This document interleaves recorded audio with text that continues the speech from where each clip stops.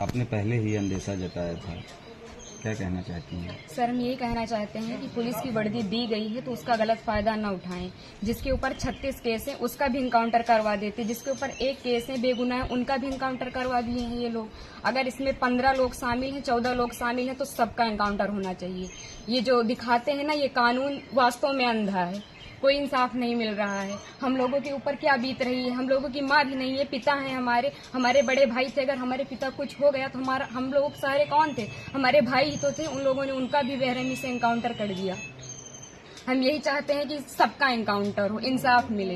इस सरकार में हम अभी तक तो सरकार के खिलाफ कुछ नहीं बोल रहे थे, लेकिन वास्तव में जो हो रहा है बहुत गलत हो रहा है। ये नहीं होना चाहिए, चाहे फिर इसमें विपक्षी पार्टी हो या फिर कोई भी हो, कोई भी नेता हो, जो करवा रहा है बहुत गलत करवा रहा है। हम लोगों को इंसाफ मिलना चाहिए, ऐसा नहीं होना चाहिए था। जो किए हैं बहुत गलत किए हैं। भगवान तो उनको सजा देंगे ही, लेकिन उनको भी सजा मिलनी चाहिए कानून की तरफ से।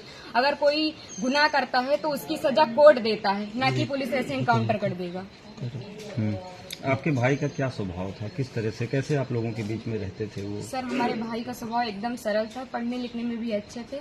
हम लोगों के साथ एकदम फ्रेंड के जैसे बिहेवियर उनका था, और गए थे तो बात भी होती थी, और हम लोगों से बहुत ज्यादा उनको लगाव स्नेह था, जैसे कि हर एक भाई बहन में होता है।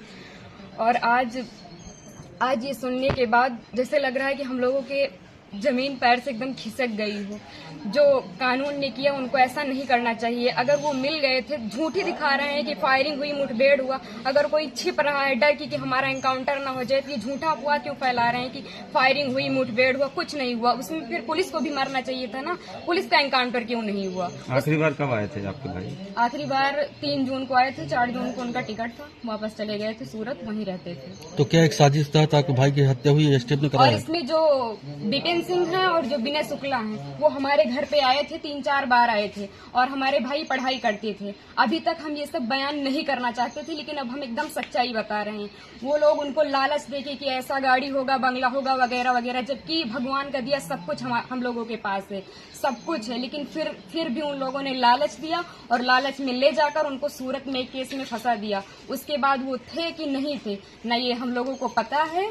ये तो सिर्फ जिन लोगों ने करवाया उनको पता है, विपिन सिंह और विनय शुक्ला को, और या तो भगवान को पता है वो सच था कि झूठ था। अब तो इनकाउंटर कर ही दिए हैं, जीवित तो कर नहीं सकते हमारे भाई को। बस हम ये चाहते हैं कि जिन्होंने इनकाउंटर किया उनके ऊपर केस होना चाहिए, कि अगर कोई गुनाह होता है तो उसकी सजा कोर्ट देगा, ना कि STF वाले या फिर पुलिस वाले। बस हम यही चाहते हैं। ठीक।